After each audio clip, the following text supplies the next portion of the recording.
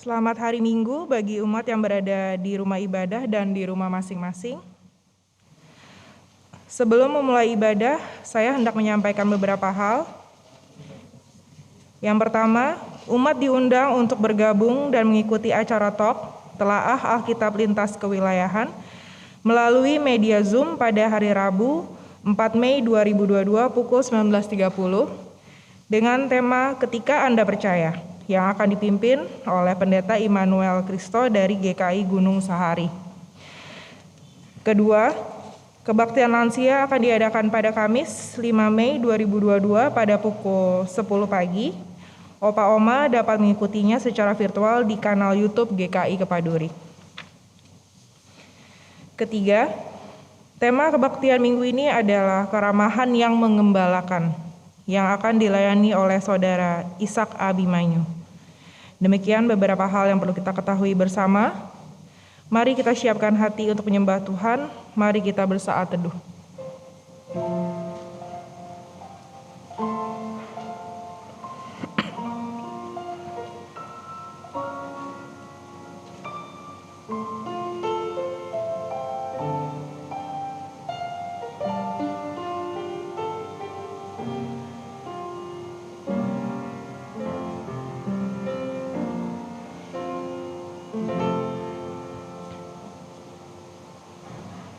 Jemaat diundang untuk berdiri.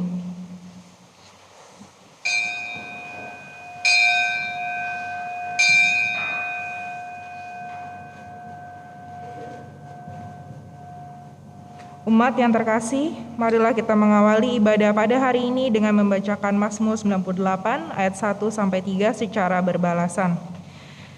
Nyanyikanlah nyanyian baru bagi Tuhan, sebab Ia telah melakukan perbuatan-perbuatan yang ajaib. Keselamatan telah dikerjakan kepadanya oleh tangan kanannya, oleh lengannya yang kudus. Tuhan telah memperkenalkan keselamatan yang daripadanya, telah menyatakan keadilannya di depan mata bangsa-bangsa. Dia mengingat kasih setia dan kesetiaannya terhadap kaum Israel. Segala ujung bumi telah melihat keselamatan yang daripada Allah kita.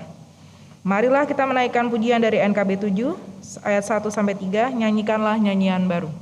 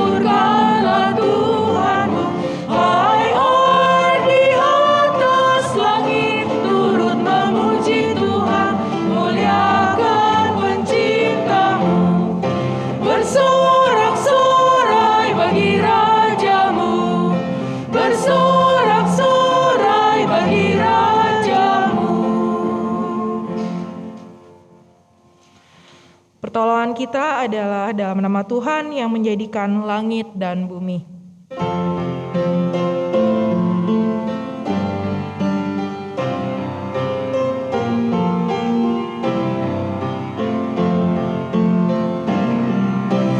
Amin.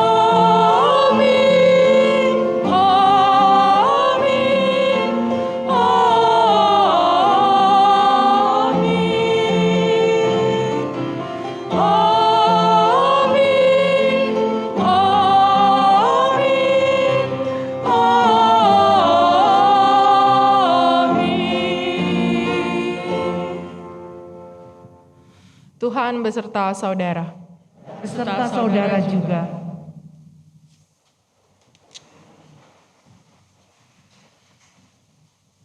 Umat yang terkasih, peristiwa inkarnasi Tuhan Yesus Kristus adalah wujud keramahan Allah Bapa yang solider terhadap umat manusia. Karena itu, karya penebusan Kristus dalam kematian dan kebangkitannya adalah puncak dari keramahan Allah yang lembut dan mengembalakan. Tema kebaktian pada hari ini adalah keramahan yang mengembalakan. Melalui tema ini, kita diajak untuk meneladani kepemimpinan dan spiritualitas Kristus yang mengembalakan, sehingga kita mampu memperdayakan orang-orang yang ada di sekitar kita dengan kasih yang tulus. Firman Tuhan dalam Yakobus 3:17 berbunyi demikian. Tetapi hikmah yang dari atas adalah pertama-tama murni, selanjutnya pendamai, peramah, penurut, penuh belas kasihan dan buah-buah yang baik, dan tidak memihak dan tidak munafik. Saudara-saudara yang terkasih, mari kita mengkoreksi diri kita masing-masing. Apakah kita sungguh-sungguh mendatangkan damai bagi sesama? Apakah kita sudah berlaku ramah, menunjukkan belas kasih kepada orang-orang di sekitar kita?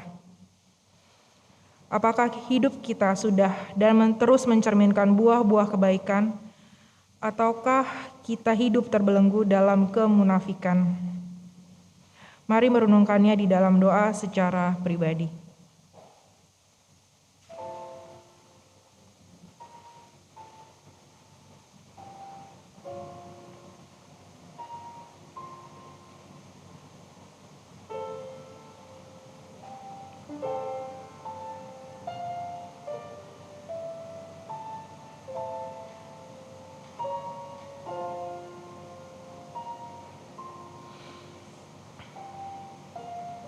Mari kita berdoa.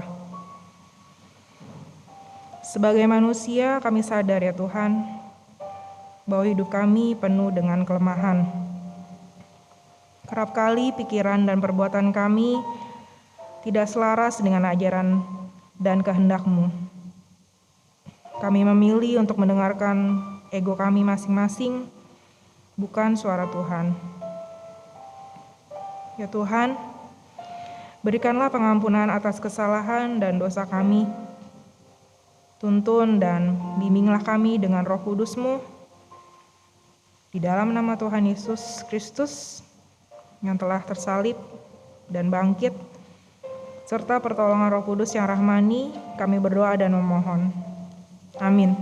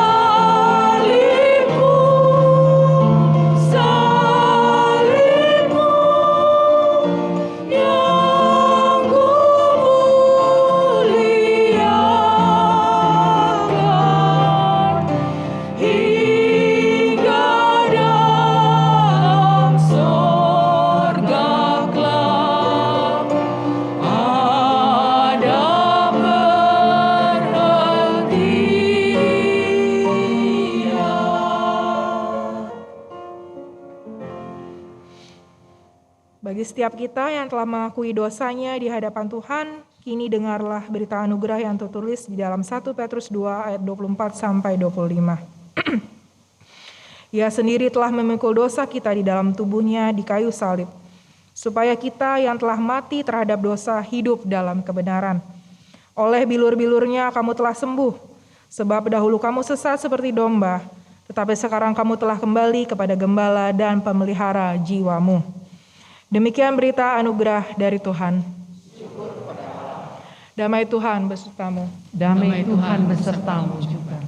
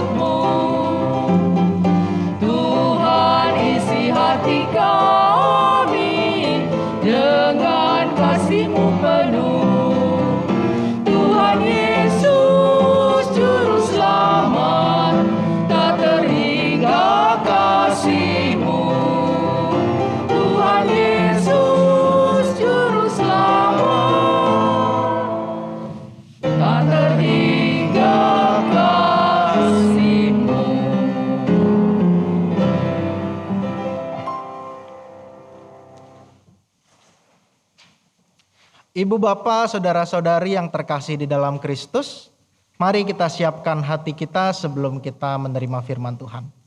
Mari kita bersatu di dalam doa. Ya Tuhan, Allah Bapa yang bertahta di kerajaan sorga, kembali kami menghadap kehadirat-Mu di pagi hari yang indah ini ya Tuhan. Kami mengucap syukur karena Kau telah berikan hari yang baru. Kau telah kumpulkan kami di sini untuk bersekutu bersama-sama untuk mendengarkan firman-Mu ya Tuhan. Kiranya Kau berkati hamba-Mu yang akan menyampaikan firman-Mu, sehingga segala sesuatu yang keluar dari mulutnya berasal daripada-Mu ya Tuhan. Dan berkati juga setiap kami yang akan menerimanya, baik yang ada di gedung gereja maupun secara online menggunakan YouTube ya Tuhan. Sehingga segala sesuatu yang kami terima dapat bertumbuh, berakar dan berbuah di dalam kehidupan kami ya Tuhan. Sehingga kami tidak hanya menjadi para pendengar firman-Mu, tetapi juga pelaku firman-Mu di dalam kehidupan kami sehari-hari. Berfirmanlah ya Tuhan, kami siap untuk menerimanya. Di dalam nama Yesus Kristus, Juru Selamat kami yang hidup, kami berdoa. Amin. Ibu bapak saudara, bacaan Injil kita diambil dari Yohanes 21 ayat 1 sampai dengan 19. Yang akan saya bacakan untuk kita semua. Inilah Injil Tuhan kita Yesus Kristus menurut Yohanes 21 ayat 1 sampai dengan 19. Lembaga Alkitab Indonesia memberikan judul perikop, Yesus menampakkan diri kepada murid-muridnya di pantai Danau Tiberias. Kemudian Yesus menampakkan diri lagi kepada murid-muridnya di pantai Danau Tiberias. Dan ia menampakkan diri sebagai berikut. Di pantai itu berkumpul Simon Petrus, Thomas yang disebut Didimus, Nathanael dari Kana yang di Galilea, anak-anak Zebedeus, dan 2 orang muridnya yang lain. Kata Simon Petrus kepada mereka, "Aku pergi menangkap ikan." Kata mereka kepadanya, "Kami pergi juga dengan engkau."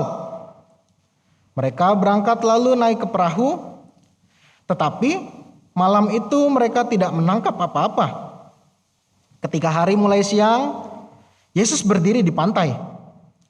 Akan tetapi murid-murid itu tidak tahu bahwa itu adalah Yesus. Kata Yesus kepada mereka, "Hai anak-anak, adakah kamu mempunyai lauk pauk?" Jawab mereka, "Tidak ada."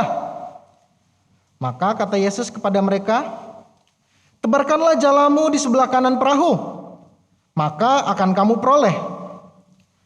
Lalu mereka menebarkannya dan mereka tidak dapat menariknya lagi karena banyaknya ikan.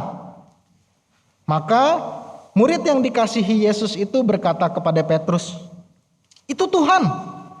Ketika Petrus mendengar bahwa itu adalah Tuhan, maka ia mengenakan pakaiannya sebab ia tidak berpakaian lalu terjun ke dalam danau. Murid-murid yang lain datang dengan perahu karena mereka tidak jauh dari darat, hanya kira-kira 200 hasta saja. Dan mereka menghela jala yang penuh ikan itu. Ketika mereka tiba di darat, mereka melihat api arang dan di atasnya ikan dan roti. Kata Yesus kepada mereka, "Bawalah beberapa ikan yang baru kamu tangkap itu." Simon Petrus naik ke perahu lalu menghela jala itu ke darat, penuh ikan-ikan besar, 153 ekor banyaknya. Dan sungguh pun sebanyak itu, jala itu tidak koyak. Kata Yesus kepada mereka, "Marilah dan sarapanlah." Tidak ada di antara murid-murid itu yang berani bertanya kepadanya, "Siapakah engkau?" Sebab mereka tahu bahwa ia adalah Tuhan. Yesus maju ke depan, mengambil roti, dan memberikannya kepada mereka. Demikian juga ikan itu. Itulah ketiga kalinya Yesus menampakkan diri kepada murid-muridnya sesudah ia bangkit dari antara orang mati. Sesudah sarapan, Yesus berkata kepada Simon Petrus, "Simon, anak Yohanes, apakah engkau mengasihi aku lebih daripada mereka ini?" Jawab Petrus kepadanya, "Benar Tuhan, engkau tahu bahwa aku mengasihi engkau." Kata Yesus kepadanya, "Gembalakanlah domba-dombaku." Kata Yesus pula kepadanya untuk kedua kalinya, "Simon, anak Yohanes, apakah engkau mengasihi aku?" Jawab Petrus kepadanya, "Benar Tuhan, engkau tahu bahwa aku mengasihi engkau." Kata Yesus kepadanya, "Gembalakanlah domba-dombaku." Kata Yesus kepadanya untuk ketiga kalinya, "Simon, anak Yohanes, apakah engkau mengasihi aku?" Maka sedih hati Petrus, karena Yesus berkata untuk ketiga kalinya, "Apakah engkau mengasihi aku?" Dan ia berkata kepadanya, "Tuhan, engkau tahu segala sesuatu. Engkau tahu bahwa aku mengasihi engkau." Kata Yesus kepadanya, "Gembalakanlah domba-dombaku. Aku berkata kepadamu, sesungguhnya ketika engkau masih muda, engkau mengikat pinggangmu sendiri, dan engkau berjalan kemana saja kau kehendaki. Tetapi jika engkau sudah menjadi tua, engkau akan mengulurkan tanganmu, dan orang lain akan mengikat engkau dan membawa engkau ke tempat yang tidak kau kehendaki." Dan hal ini dikatakannya untuk menyatakan bagaimana Petrus akan mati dan memuliakan Allah. Sesudah mengatakan demikian, ia berkata kepada Petrus, "Ikutlah aku." Demikianlah Injil Yesus Kristus. Berbahagialah mereka yang mendengarkan firman Allah dan yang memeliharanya. Haleluya.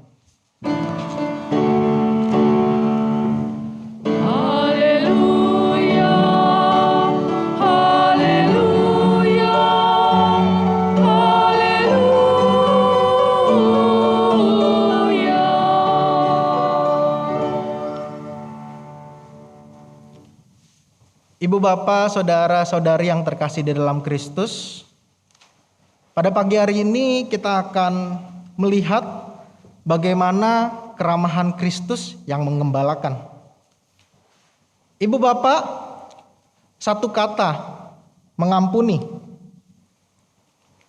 Satu kata, 10 huruf. Yang mungkin mudah untuk kita ucapkan, mengampuni, mengampuni, mengampuni. Tetapi mungkin bisa sangat-sangat sulit untuk kita lakukan dalam kehidupan kita. Kalau misalkan kita menghadapi anak yang berbohong, atau rekan atau teman kita yang terlambat dalam pekerjaan atau janji ketemuan, atau mobil kita diserempet, mungkin kita masih bisa dengan mudah mengampuni. Oh ya udah, tinggal kita ajari saja anak kita itu biar berkata jujur. Kalau teman terlambat, ya kita tahulah dia terlambat karena macet, atau mungkin memang dia orangnya seperti itu. Kalau mobil diserempet, ya ada asuransi, bisa juga minta ganti rugi. Mungkin dalam hal-hal ini kita akan mudah mengampuni. Kita coba naikkan levelnya. Bagaimana kita bisa mengampuni orang-orang yang membuli anak kita? Jika ibu bapak mempunyai anak, atau mungkin dulu ketika masa kecil mengalami perundungan, dihina oleh teman-temannya, dijauhi, tidak memiliki teman. Bagaimana kita bisa mengampuni anak-anak itu? Atau juga mungkin pasangan yang mengkhianati kepercayaan kita, atau mungkin juga rekan kerja yang mengkhianati kepercayaan kita, yang mengambil keuntungan sendiri. Atau mungkin juga ketika orang lain itu menyakiti orang terkasih kita, menyakiti ibu kita, ayah kita, suami atau istri. Bagaimana kita bisa mengampuninya? Saya sempat lihat berita, ibu bapak. Di sini ada seorang kakek umur 89 tahun, ia dikira maling mobil itu. Dan akhirnya ia tewas dikeroyok. Ia mungkin seorang kakak atau adik, mungkin juga ia suami dari kita, atau mungkin juga ayah kita atau kakek kita. Apa yang akan kita lakukan ketika kita kehilangan ayah, suami, kakak, adik, kakek dengan cara yang demikian tragis? Ia membawa mobilnya sendiri, lalu tiba-tiba ia tewas digebukin. Bagaimana bisa kita mengampuni orang-orang yang mengeroyok kakek kita itu, suami kita itu, ayah kita itu? Di sini mengampuni terasa begitu sulit. Terus kalau kita lihat yang di sebelah kanannya, lelaki yang berbaju orange itu, dia itu merampok pengantar pizza, ibu bapak. Jadi kalau sekarang misalkan ada GrabFood atau GoFood, entah bagaimana dia panggil tukangnya itu ke dalam, dia rencana mau merampok dia, dan bukannya hanya mengambil barang, tapi dia tusuk sampai mati. Dan yang dibunuh itu baru berusia 22 tahun. Sebagai orang tua, bagaimana kita bisa mengampuni orang yang mengambil nyawa anak kita yang baru berusia 22 tahun? Yang mungkin baru memulai karirnya, menyelesaikan pendidikannya, berlalu begitu saja, mati ditusuk. Apa reaksi kita, ibu bapak? Sebagai manusia, kita seringkali merespon orang-orang yang menyakiti kita dengan kemarahan, dendam, kebencian, pembalasan, penghinaan. Bagi saya pribadi, saya akan berbohong jika saya berkata saya tidak pernah memiliki dendam, amarah, kekesalan. Dan memang ini yang menjadi pergumulan kita sehari-hari. Ini juga yang saya hadapi selama 1 bulan terakhir. Kita berjibaku untuk dapat mengampuni orang yang telah menyakiti kita. Dan ternyata ketika saya mempersiapkan khotbah ini, saya merasakan bagaimana Tuhan mengajak, memanggil, dan mengajar agar kita itu dapat mengampuni dengan sungguh. Pada minggu ini kita akan melihat keramahan yang menggembalakan. Pada minggu ini kita akan sama-sama melihat bagaimana Tuhan mempersiapkan kita sehingga kita dibebaskan dari segala bentuk keramahan yang basa-basi, keramahan yang munafik. Sebaliknya, kita akan dimampukan menjadi pribadi yang kaya akan pengampunan, kemurahan hati, empati, dapat memulihkan dan memberdayakan orang-orang di sekitar kita. Apa maksud dari keramahan, Ibu Bapak? Apakah hanya sekedar berlaku sopan, baik, dan peduli kepada orang-orang di sekitar kita? Keramahan yang ditunjukkan oleh Allah di dalam Yesus Kristus itu melebihi itu semua. Jadi Allah yang berinkarnasi menunjukkan kebaikannya. Dia merespon pemberontakan, penolakan, penyangkalan, dan perlawanan umat manusia itu dengan kasih yang merangkuh, dengan keramahan. Dia menyambut orang-orang berdosa dalam pelukannya. Oleh karena itu, Yesus lahir sebagai manusia, hidup, menderita, mati, dan bangkit. Nah, hal ini juga ditunjukkan Yesus kepada murid-muridnya ketika ia menampakkan dirinya ketiga kali. Kalau pertama ia menampakkan diri kepada Maria Magdalena, kedua ia menampakkan diri kepada murid-muridnya ketika mereka berada dalam satu rumah, itu untuk menunjukkan bahwa ia benar-benar bangkit.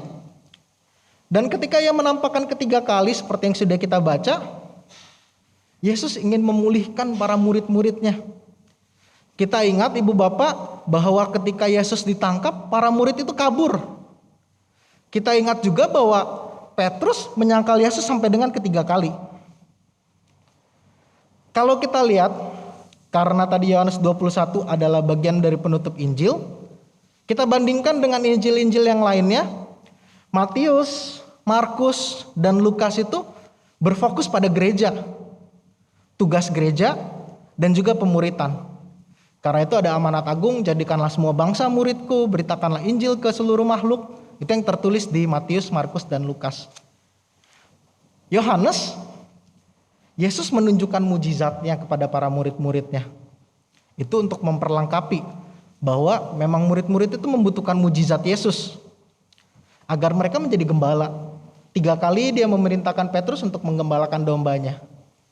Dan nanti juga Petrus akan mati menjadi martir. Di sini Yesus mempersiapkan murid-muridnya. Tetapi ada fokus lain, saudara-saudara. Kisah rekonsiliasi Petrus dengan Yesus. Ini juga merupakan proses pemulihan Petrus. Jadi tidak hanya sekedar mempersiapkan, tapi juga ada pemulihan luka-luka spiritual, luka-luka yang terjadi pada murid-muridnya. Petrus melakukan kesalahan yang besar. 3 kali ia menyangkal Yesus. Hal ini dianggap penting karena dicatat dalam keempat Injil. Jadi dianggap penting oleh keempat penulis Injil. Kita lihat bahwa Petruslah yang berkata di Matius 26 ayat 23, biarpun mereka semua tergoncang imannya karena engkau, aku sekali-kali tidak. Di Yohanes 13 ayat 37 dia berkata juga, Tuhan, mengapa aku tidak dapat mengikuti engkau sekarang? Aku akan memberikan nyawaku bagimu. Tapi ironisnya, Petrus yang begitu berani di awal, dia juga yang menyangkal Yesus. Dia yang kabur, dia yang ketakutan.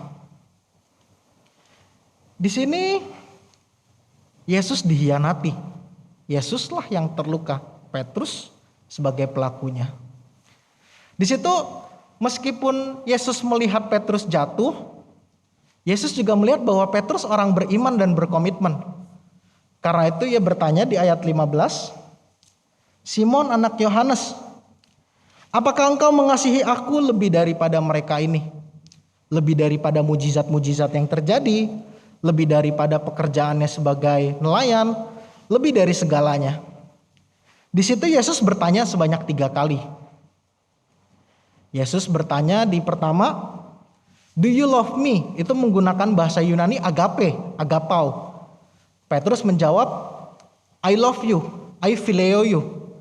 Di kedua juga ditanya agape. Petrus juga menjawabnya dengan phileo. Yang ketiga baru Yesus menggantinya dengan do you phileo me? Apakah engkau mengasihi aku? Beberapa penafsir menafsirkan bahwa phileo dan agape itu berbeda. Agape adalah kasih yang Allah tunjukkan tanpa syarat ketika Allah mengasihi dunia ini.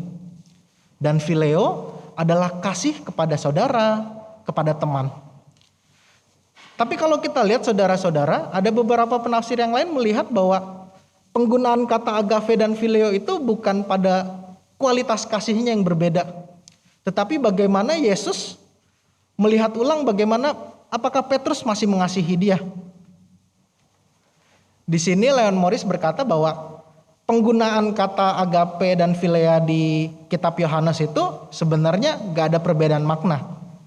Karena di kitab Yohanes sendiri menggunakan dua kata itu untuk kata love, send mengirim, heal memulihkan, ask bertanya, speak, do. Dia menggunakan dua kata yang berbeda dalam bahasa Yunani. Jadi untuk menghindari penggunaan bahasa yang monoton. Dan kalaupun memang berbeda agape dan phileo, mengapa Simon Petrus menjawab yes di awal dan yes di kedua? Do you love me, agape me? Dia menjawab iya. Kalau memang artinya berbeda, dia pasti akan menjawabnya no. Aku tidak agape kamu, tapi aku philia kamu. Jadi di sini penekanannya bukan berbedanya kualitas kasih itu, tapi untuk melihat apakah Simon Petrus memang benar-benar mengasihi Yesus. Dan ia menjadi sedih bukan karena ditanya kualitasnya berbeda atau tidak, ditanya karena mengapa Yesus sampai bertanya sampai ketiga kali. Mengapa perlu sampai bertanya 3 kali? Aku benar-benar mengasihi engkau.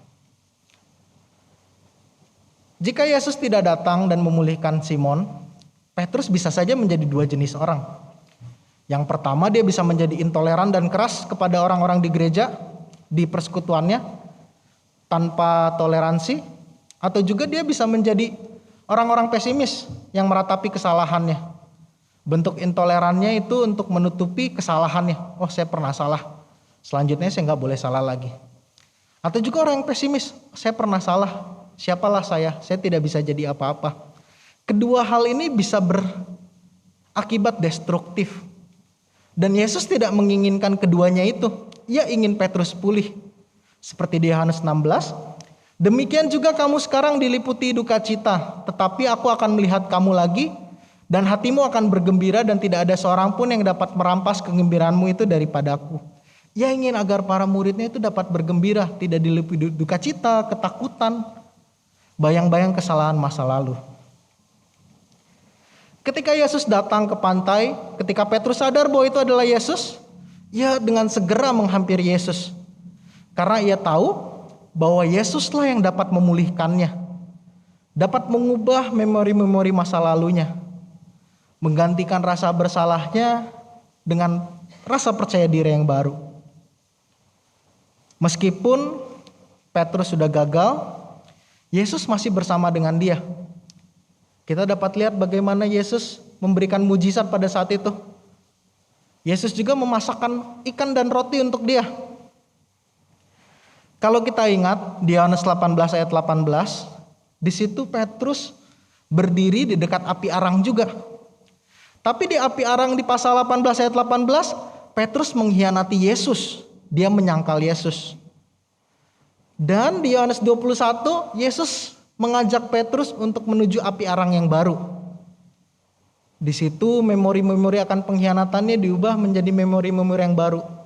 Api arang yang menjadi sumber ketakutan Petrus, sumber penyesalan Petrus ditransformasi.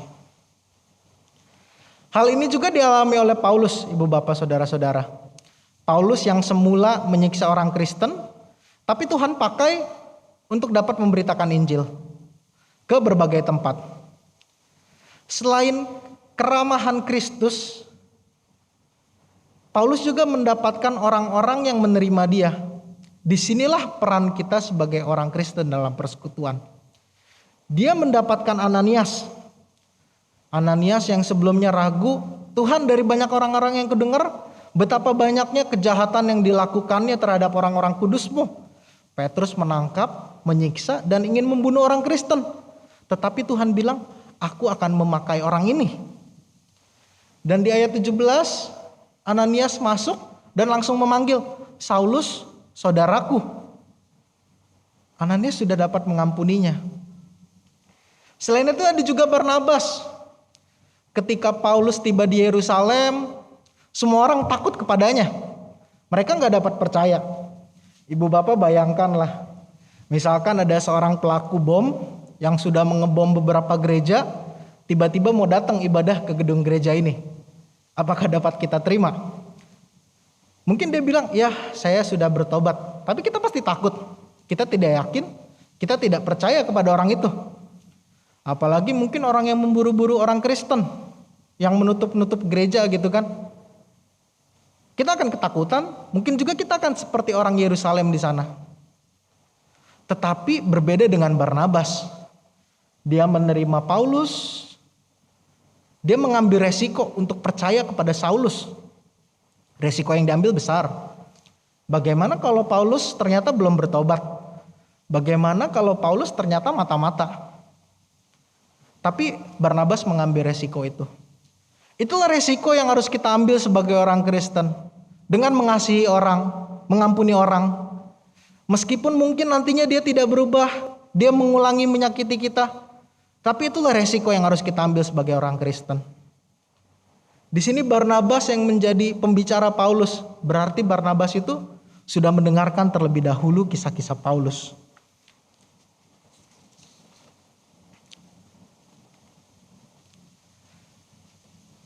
Keramahan yang menggembalakan.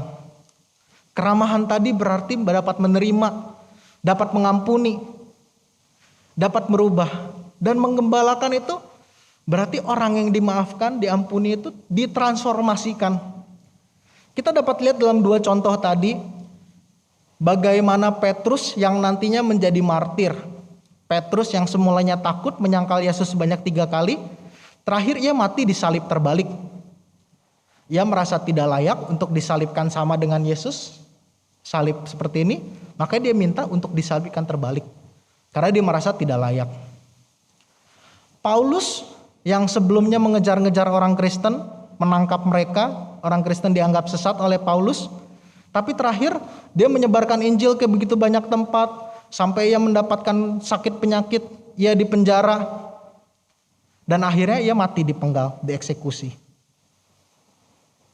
Nah, ibu bapak, saudara-saudara, bagaimana cara kita mengampuni? Bagaimana kita bisa dapat seperti Ananias dan Safira? Ananias dan Barnabas, yang dapat percaya, dapat mengampuni. Dalam kehidupan kita akan menemui orang-orang yang akan sangat sulit untuk kita ampuni. Mereka menginjak-injak kita seperti keset, mereka menusuk kita dari belakang, mereka mengkhianati kita. Dan ketika kita melihat mereka, hidup mereka bahagia-bahagia saja. Mereka tidak ada rasa bersalah sama sekali. Mereka tidak ada meminta maaf. Mereka merasa tidak melakukan hal yang salah. Padahal kita sudah begitu disakiti oleh tindakan mereka. Mungkin kita marah, mungkin kita benci kepada mereka. Lalu bagaimana? Apa yang harus kita lakukan untuk dapat mengampuni itu? Alkisah ada 2 orang yang teman akrab sejak kecil. Mereka sejak sekolah dasar, sekolah bersama-sama, sampai akhirnya mereka sudah bekerja dan punya keluarga masing-masing. Nah, orang yang membelakangi kita itu berasal dari keluarga yang tidak mampu. Tetapi ia begitu rajin di sekolahnya. Ia mendapatkan nilai yang bagus, ekstrakurikuler olahraga juga dia sabet semuanya. Dia juga rajin membantu ibunya untuk berjualan, untuk menafkahi keluarganya. Dia bekerja begitu keras sejak kecil. Sehingga akhirnya dia diterima di perguruan tinggi yang universitas elit di negaranya. Akhirnya dia masuk ke perusahaan besar dan akhirnya sekarang dia mendirikan perusahaannya sendiri. Dia akhirnya menjadi sukses dan kaya. Tetapi ketika bertemu dengan temannya, dia berkata, "Wah, saya kok rasanya gak sanggup lagi ya bekerja. Saya ngerasa depresi dalam pekerjaan saya ini. Saya gak tahu lagi nih apakah masih sanggup untuk bekerja atau tidak." Ketika ditanya, "Kamu kenapa depresi dalam bekerja? Kamu sejak kecil itu rajin sekali membantu ibumu. Pagi-pagi udah bawa dagangannya. Kamu rajin juga di sekolah. Kamu rajin juga dalam belajar. Tapi kok sekarang kamu jadi depresi, kehabisan tenaga? Dia berkata, ya mungkin karena saya stres sebagai pencari nafkah untuk keluarga saya. Ketika ditanya lagi, sebenarnya apa alasan kamu bekerja begitu keras itu? Dia berkata, ya alasan saya bekerja begitu keras untuk membantu ibu saya. Ibu saya sejak kecil ya seorang janda, keluarga kami tidak mampu, sehingga saya berusaha yang terbaik untuk membahagiakan dia. Tapi ketika ditanya lagi, coba kamu lihat lebih dalam lagi. Apa yang terjadi? Dan ketika ditanya itu dia teringat, ya saya juga memiliki dendam kepada bibi saya, tante saya. Ketika ayah saya sudah meninggal, saya akhirnya tinggal bersama dia. Dan setiap kali tante saya itu selalu merendahkan ibu saya dan saya. Dia selalu berkata, kamu itu perempuan miskin, tidak berpendidikan, tidak bisa kamu menyalahkan anakmu, tidak bisa kamu memperbaiki hidup kamu. Anakmu pasti akan bernasib sama dengan kamu. Dia merasa kasihan dengan ibunya, dia merasa marah kepada tantenya. Sehingga dia selalu berusaha untuk menjadi yang terbaik. Karena itulah dia bekerja keras untuk menjadi lebih baik daripada seluruh sepupunya. Dan ia sudah berhasil. Nah, ibu bapak, sebenarnya bagaimana cara kita mengampuni tadi itu? Bagaimana kita bisa mengampuni tante yang begitu jahat tadi? Pertama, kita terima segala perasaan kita apa adanya. Baik sakit, amarah, maupun kebencian itu. Karena sakit, amarah, dan kebencian itu adalah cara diri kita untuk melindungi diri kita dari luka yang lebih dalam lagi. Kita akan membangun jarak dengan orang yang menyakiti kita. Memang itu perlu. Kita tidak perlu buru-buru untuk langsung mengampuninya. Karena ketika kita mengabaikan sakit, amarah, dan kebencian itu, luka kita akan semakin dalam. Kita biarkan dulu luka itu mengering. Yang kedua, kita coba kembali ke masa lalu. Kita tuliskan, ucapkan apa yang kita rasakan dan pikirkan kepada mereka yang menyakiti kita. Teman tadi yang sudah begitu sukses, diajak untuk kembali ke masa ketika dia berusia 10 tahun. Coba kamu tuliskan, ucapkan apa yang kamu rasakan kepada bibi kamu itu, kepada tante kamu itu. Kebencianmu, amarahmu itu, penyesalanmu, kesakitanmu, tuliskan semua itu. Dan ketika kita sudah melakukan itu, terkadang pikiran dan hati kita itu tidak sinkron. Pikiran kita itu sudah berkata, ya kita harus memaafkan. Kita sudah mau memaafkan. Tapi terkadang hati kita yang begitu keras. Kita tidak bisa mengampuni. Kita tidak mau mengampuni. Hati dan otak itu berbeda. Otak ingin mengampuni tetapi hati kita masih keras. Ya dia kan menyakiti kita. Lukanya ini masih begitu dalam. Gak bisa kita ampuni. Tapi otak selalu berkata, ya saya pengen mengampuni. Inilah yang membuat kita terus berputar dalam luka kita, dalam rasa sakit kita. Konflik antara pikiran dan perasaan kita. Bagaimana kita bisa mensinkronkannya? Kita coba lihat lagi perasaan kita itu. Di balik rasa marah kita, di balik rasa benci kita, apa yang nampak di situ? Dan untuk Bapak yang sukses tadi itu ternyata di balik amarahnya itu ada rasa kesepian, ada rasa ketakutan, ada kekecewaan, ada kekesalan. Kita coba lihat perasaan kita itu seperti orang tua melihat anaknya yang kecil itu. Kita tatap dengan penuh kasih sayang. Kita coba lihat ada apa di balik hati kita yang keras itu. Dan nanti perlahan-lahan hati itu akan lumer. Kita dapat melihat dengan kedalamnya. Dan ketika kita sudah mengerti apa yang terjadi dalam diri kita, hati kita sudah terbuka, kita bisa mengarahkan kasih tersebut kepada orang yang menyakiti kita. Beberapa hari kemudian setelah pertemuan ini, si laki-laki yang sukses itu menelepon lagi temannya dan berkata, "Kawan, akhirnya aku bisa mengampuni tanteku setelah bertahun-tahun. Setelah aku lihat, setelah aku cari tahu, ternyata tanteku itu juga menderita. Bagaimana mungkin orang yang senang, happy itu bisa menyakiti orang lain? Ternyata dia menderita. Meskipun suaminya sukses, tetapi berulang kali si tante itu diselingkuhi.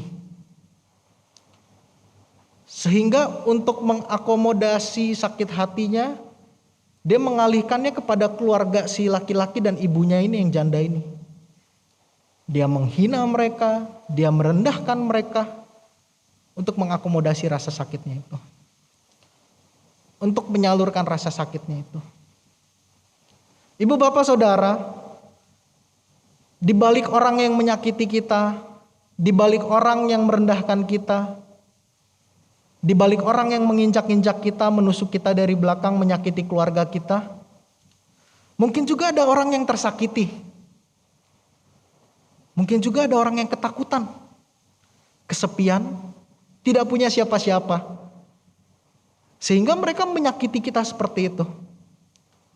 Dengan mengidentifikasi ini, bukan berarti kita membenarkan perbuatan mereka yang menyakiti kita. Bukan berarti kita menerima begitu saja.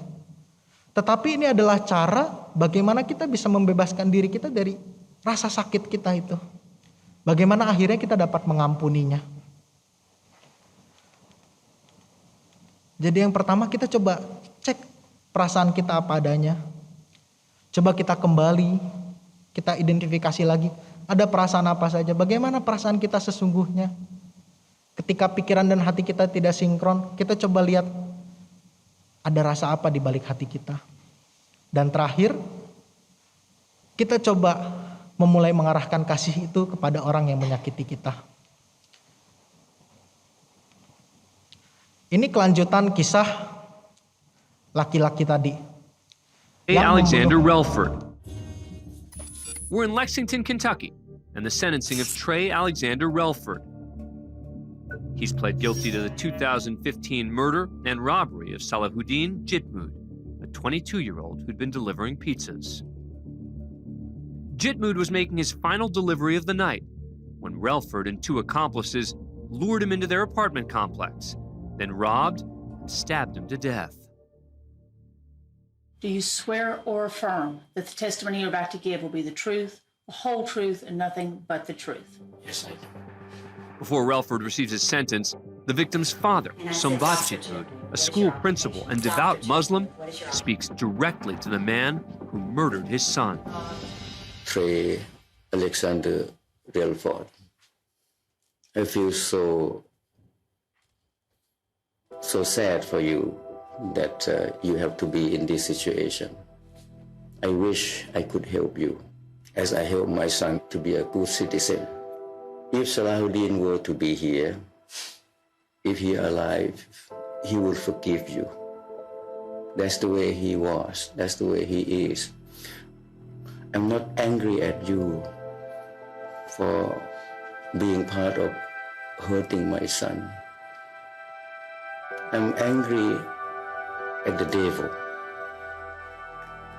I blame the devil who misguiding you and misleading you to do such a horrible crime.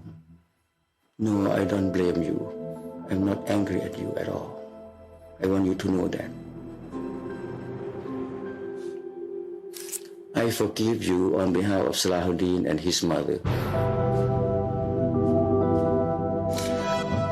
Thank you.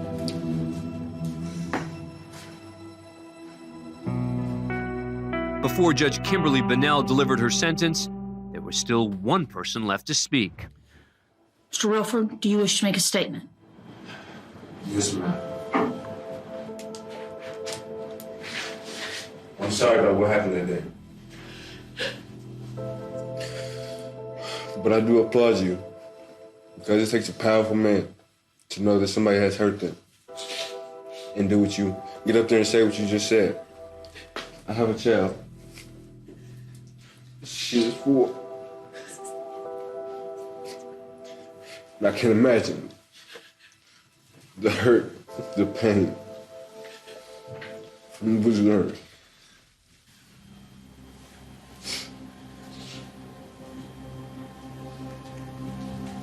Just tell us I can do it. So when I thank you for your forgiveness.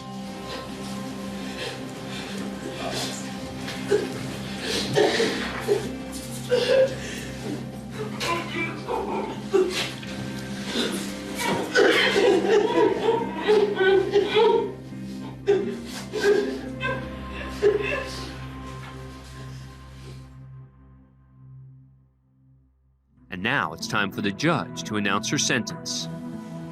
Mr. Relford, an incredibly horrible event happened that has changed the lives of 2 families forever. Nothing can fix it. I am going to accept the Commonwealth's recommendation. Murder, 25 years. And I truly wish for you the very best. Thank you. Pengampunan yang mentransformasi. Bagaimana si bapak itu dapat mengampuni orang yang membunuh anaknya. Ia dapat berempati, ia dapat mengasihi pelakunya itu. Ketika kita menderita karena orang yang menyakiti kita itu begitu sulit untuk kita ampuni, mari kita berdoa satu sama lainnya agar Tuhan mengkaruniakan kita belas kasih sama seperti ketika ia mengampuni Petrus dan Paulus. Sebagaimana Tuhan Yesus memulihkan dan mengubahkan Petrus dan Paulus dengan keramahannya, marilah kita mempraktikkan keramahan ini kepada sesama di sekitar kita. Khususnya kepada mereka yang pernah menyakiti, melukai dan mengkhianati kita, dan juga memusuhi kita. Dan ketika kita menderita karena begitu sulit untuk mengampuni, marilah kita saling mendoakan dan meminta kiranya Allah Tritunggal mengaruniakan hati kita belas kasih sehingga kita dimampukan untuk mengampuni mereka. Karena keramahan yang menggembalakan ini akan membawa dampak transformatif. Bukan hanya kepada diri kita yang dipulihkan, dibebaskan dari rasa sakit itu, juga kepada mereka yang bersalah sehingga kehidupan mereka dapat menjadi lebih baik lagi, tetapi juga orang-orang yang ada di sekitar kita. Amin.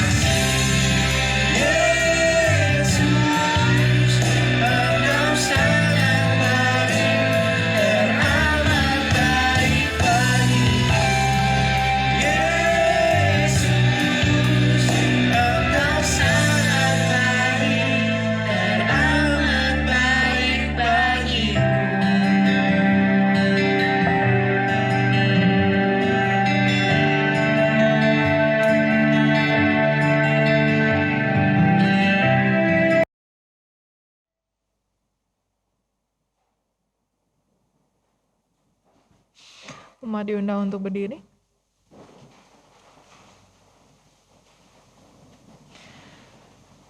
Marilah kita bersama dengan umat Allah di masa lalu, masa kini, dan masa depan, mengingat janji baptisan kita dengan mengikrarkan pengakuan iman rasuli.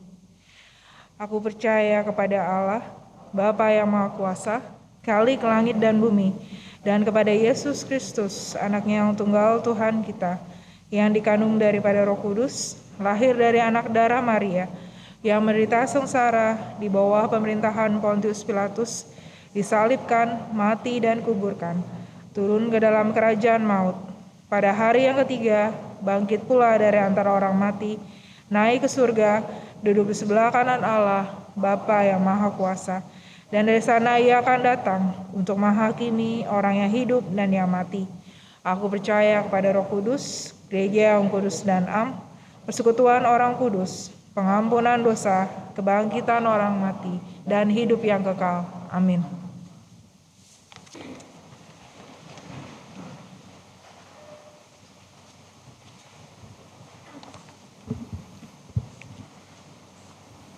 Sebelum kita naikkan doa syafaat kita, saya undang ibu, bapak, saudara-saudari untuk tanyakan di sebelah kanan atau kirinya untuk apa yang dapat didoakan pada hari ini. Nanti akan saya berikan waktu untuk saling mendoakan sejenak dan akan saya tutup dengan doa bersama.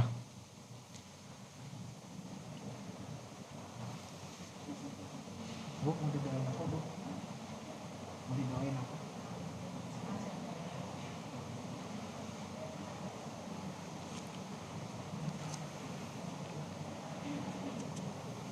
Oke, mari kita naikkan doa syafaat kita. Ya Tuhan, dengarkanlah doa syafaat kami.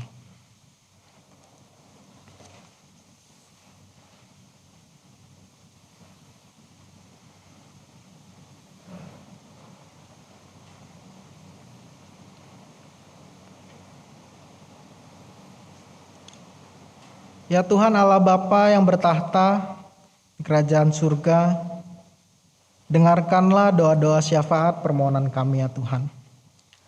Pertama-tama kami berdoa untuk bangsa dan negara kami ya Tuhan, negara Indonesia. Kiranya Kau berkati pimpinan kami mulai dari presiden hingga yang terendah kepala desa, RT, RW, dengan hikmat kebijaksanaan yang berasal daripada Engkau ya Tuhan. Sehingga segala sesuatu yang mereka lakukan, segala sesuatu yang mereka rencanakan, semuanya sesuai dengan kehendak-Mu. Dan semuanya dapat membawa kesejahteraan bagi seluruh bangsa Indonesia. Doakan juga untuk negeri kami ini, untuk saudara-saudara kami yang sudah menjalani mudik, untuk merayakan Hari Raya Idul Fitri ya Tuhan. Kiranya Kau berkati mereka dalam perjalanan, berkati juga esok hari dan lusa dalam hari raya mereka ya Tuhan. Agar segala sesuatu yang terjadi sesuai dengan kehendak-Mu. Kami juga berdoa untuk gereja kami, Gereja GKI Kepaduri ya Tuhan. Kiranya Kau menyertai mulai dari pendeta, TPG, penatua, karyawan-karyawan di gereja, hingga kami para anggota jemaatnya ya Tuhan. Kiranya Kau berikan kami kemampuan, kekuatan, semangat dan sukacita dalam melayani Engkau ya Tuhan. Sehingga segala program yang kami lakukan di gereja ini dapat menjadi berkat, bukan hanya untuk kami para anggota jemaat di sini, tetapi juga orang-orang di sekitar kami ya Tuhan. Agar kami dapat menjadi garam dan terang dunia yang membawa berkat bagi dunia ini ya Tuhan. Kami juga berdoa untuk panti asuhan Asi Lestari yang dalam proses relokasi. Kiranya Engkau yang menyertai dan melancarkan segala proses yang dibutuhkan. Kami juga berdoa untuk para pengurus, juga anak-anak yang berada di sana ya Tuhan. Kiranya Kau sertai mereka, berikan mereka kesehatan. Kau jadikan mereka anak-anak yang pintar, yang mendengarkan nasihat para pengurus ya Tuhan. Sehingga mereka dapat menjadi anak-anak yang membanggakan Engkau ya Tuhan. Kami juga berdoa untuk setiap kami yang memiliki pekerjaan, usaha, agar segala sesuatu yang kami lakukan di masa pandemi ini Engkau berkati ya Tuhan. Dan kami dapat tetap bersyukur untuk setiap hasil jerih payah yang kami terima. Kiranya berkati juga kami yang mungkin masih dalam mencari pekerjaan, ingin mencari pekerjaan baru. Kiranya Kau sertai kami, berkati usaha kami ya Tuhan. Kami juga berdoa untuk para anggota jemaat yang sedang tersakit ya Tuhan. Ibu Sinta Sutardi, Ibu Mariati Chandra, Bapak Chandra Siswanto, Saudari Areta, Bapak Yahya Wangsa Saputra, Bapak Yevons, Ibu Anita, Bapak Cendana Wiraya, Bapak Heri Setiawan, Ibu Lesnarti Hananto, Bapak Samhudi Chandra, Bapak Henrianto Wibowo, Ibu Triniati, Bapak Dharma Wijaya, Bapak Musa bin Elyas, dan setiap kami yang mungkin belum disebutkan yang sedang mengalami sakit penyakit ya Tuhan. Kiranya Kau berkati obat-obatan yang kami konsumsi, berkati juga tenaga medis yang merawat, berkati juga keluarga yang menyertai dan mendampingi kami ya Tuhan. Bantu kami agar kami dapat segera pulih dari segala sakit penyakit yang terjadi. Agar kami dapat kembali pulih seperti sedia kala, dapat beraktivitas seperti sedia kala ya Tuhan. Kami juga berdoa untuk pergumulan yang dihadapi oleh Bapak Yohanes Rahmat. Kiranya kasih karunia yang berasal daripada Engkau memberkatinya ya Tuhan. Kau berikan dia semangat, kekuatan untuk menghadapi setiap pergumulan yang sedang ia hadapi ya Tuhan. Kiranya Kau kuatkan dia. Sama seperti Engkau mengkuatkan Petrus dan Paulus untuk melakukan tugas-tugas yang Kau berikan ya Tuhan. Kami juga berdoa untuk konflik Rusia dan Ukraina ya Tuhan. Kami berdoa untuk mereka yang harus kehilangan tempat tinggalnya, kehilangan pekerjaannya, kehilangan keluarganya, kehilangan kehidupannya ya Tuhan. Kiranya Kau berkati agar segala sesuatu yang buruk ini dapat segera berlalu ya Tuhan. Sehingga damai sejahtera yang berasal daripada-Mu dapat memerintah. Kiranya Kau sentuh hati para pemimpin kedua negara ini, agar segala sesuatu yang terbaik sesuai dengan kehendak-Mu dapat segera terjadi ya Tuhan. Tidak lupa juga kami berdoa, bersukacita bersama para anggota jemaat yang berulang tahun ya Tuhan. Ibu Jane Ane Adam ya Tuhan, Bapak Hans Kristianto, Saudari Haryanto, Bapak Eng Oi Siong, Bapak Payan Parulian Tambunan, Ibu Sumanti, Ibu Linda Wijaya, Ibu Lydia Yusnita Karnali, Ibu Silvia Handayani Gondo, Ibu Dwi Hartini, Penatia Penuya Lumban Tobing, Bapak Marvin Hendrata, Ibu Susan Kosasi Setiawan, Saudari Arista Panjaitan, Bapak Rinaldo Rahadianto Abrahams, Bapak Robert Pierre Kalengkongan, Ibu Lisda, Saudari Tiffany Aprilia Purba, Ibu Iren Budianto, Ibu Theodora Subiantoro, Saudari Hermi Indriani, Ibu Ilona Inawati Kristianto, Ibu Rumondang Elizabeth Basani Sitompul, Ibu Yanda Mehuli Keliat, Saudara Sela Erlina, dan Saudara Budi Setiawan. Kami bersuka cita dan mengucap syukur atas 1 tahun yang telah Kau tambahkan, atas 1 tahun penyertaan-Mu sepanjang 1 tahun terakhir. Kiranya Kau tambahkan terus umur mereka, Kau berkati mereka dengan kesehatan, Kau berkati usaha mereka, pekerjaan mereka, studi mereka, Kau berkati keluarga mereka, berikan mereka sukacita selalu yang berasal daripada-Mu. Dan kiranya Engkau selalu menyertai mereka sepanjang tahun-tahun yang akan datang ya Tuhan. Inilah doa kami ya Tuhan, yang kami sampaikan melalui Yesus Kristus Juru Selamat kami, yang telah mengajarkan kami untuk berdoa.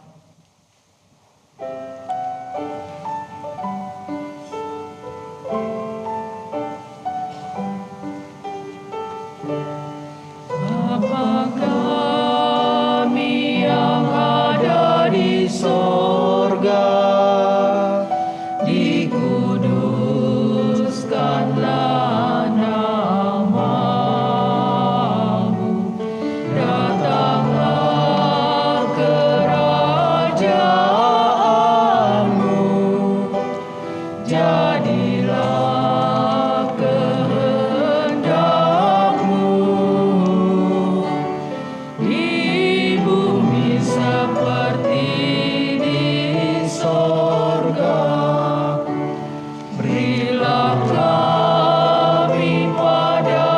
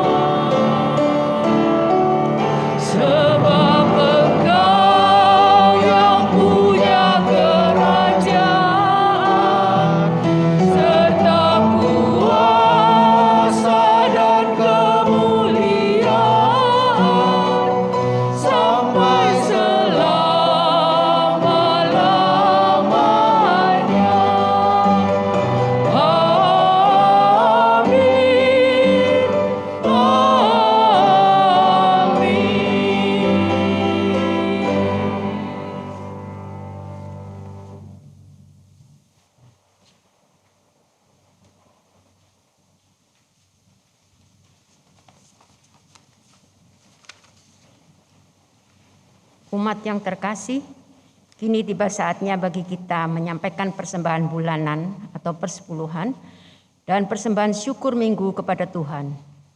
Marilah kita memberikan persembahan dengan mengingat firman-Nya yang tertulis di dalam 2 Korintus 8 ayat 12. Sebab jika kamu rela untuk memberi, maka pemberianmu akan diterima. Kalau pemberianmu itu berdasarkan apa yang ada padamu, bukan berdasarkan apa yang tidak ada padamu.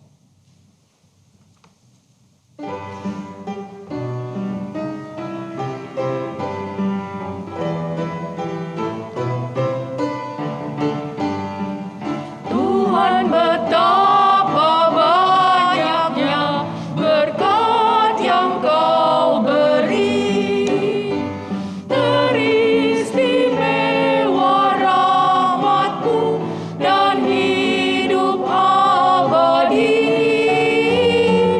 Terima kasih ya Tuhanku atas keselamatanku. Padanya telah Kau beri hidup bahagia abadi.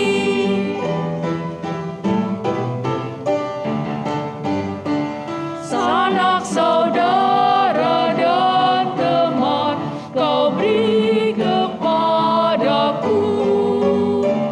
Berkat terindah ialah ku jadi anakmu. Terima kasih ya Tuhanku atas keselamatanku.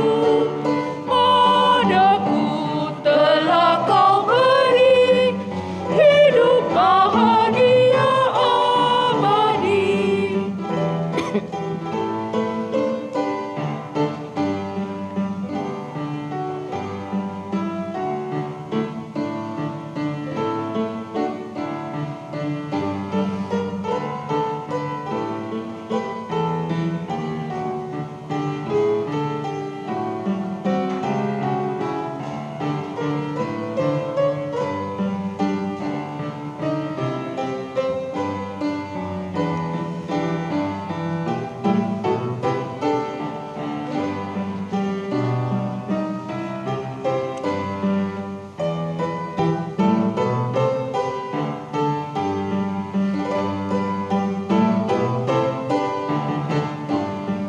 Setiap hari rahmat-Mu tiada putusnya.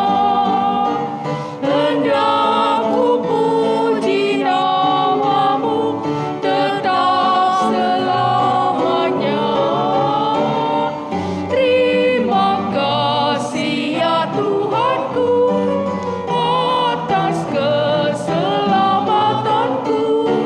Padaku telah Kau beri hidup bahagia abadi. Umat Tuhan, mari kita berdoa. Ya Allah yang penuh kasih, kami bersyukur atas pemeliharaan-Mu di dalam kehidupan kami. Engkau menjaga dan mencukupkan kebutuhan kami, juga keluarga kami. Pada saat ini kami datang membawa kurban persembahan kepadamu. Terimalah ya Tuhan, kiranya melalui persembahan ini, kasih dan kebaikan-Mu semakin dinyatakan melalui gereja bagi misi kerajaan Allah di tengah dunia. Sertai dan berikanlah hikmat bagi setiap orang yang mengelolanya. Pakailah juga kami sebagai hamba-hamba-Mu menjadi pewarta firman Allah melalui perbuatan yang nyata dalam kehidupan sehari-hari. Inilah doa syukur yang kami panjatkan ke dalam satu nama, Tuhan Yesus Kristus. Amin.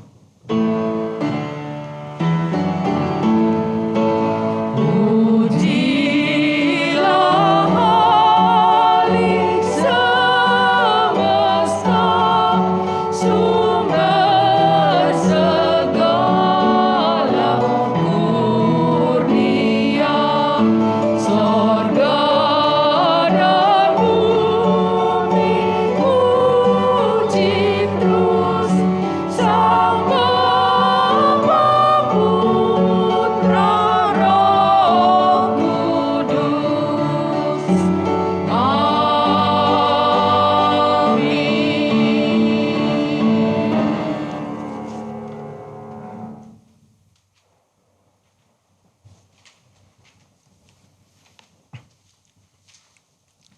Saudara-saudara yang terkasih, spiritualitas keramahan yang menggembalakan telah Kristus teladankan kepada kita. Kini, hidupilah spiritualitas keramahan yang menggembalakan itu di dalam keseharianmu. Pakailah dirimu untuk menjadi berjalan berkat Allah bagi sesama. Wartakanlah Kristus dengan kasih-Nya. Percayalah, Dia yang mengutus, Dia juga yang akan menolong dan memampukan.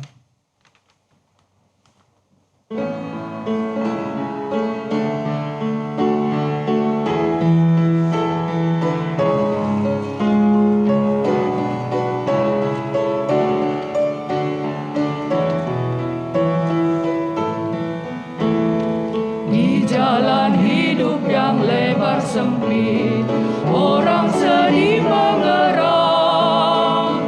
Tolong mereka yang dalam gelap, bawalah sinar terang. Pakailah aku, jalan berkat-Mu, memancarkan cahaya-Mu. Buatlah aku saluran berkat bagi siapa yang risau penat.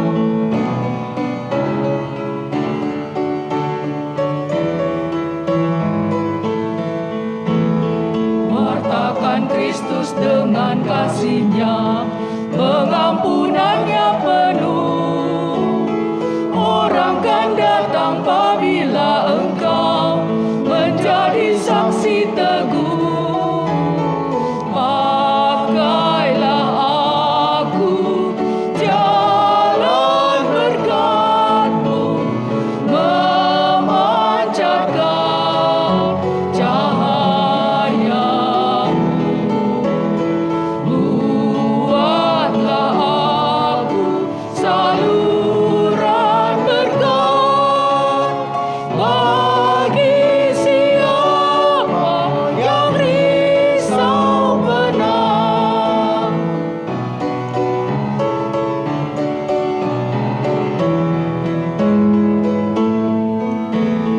Seperti Tuhan memberi padamu dan mengasihi dikau, beri bantuan-Mu di mana perlu, Yesus mengutus engkau. Pakailah aku, jalan berkat-Mu, memancarkan cahaya-Mu. Buatlah aku saluran berkat bagi siapa yang risau penat. Saudara-saudari yang terkasih di dalam Kristus, arahkanlah hatimu kepada Tuhan. Jadilah saksi Kristus. Terpujilah Tuhan. Terimalah berkat Tuhan.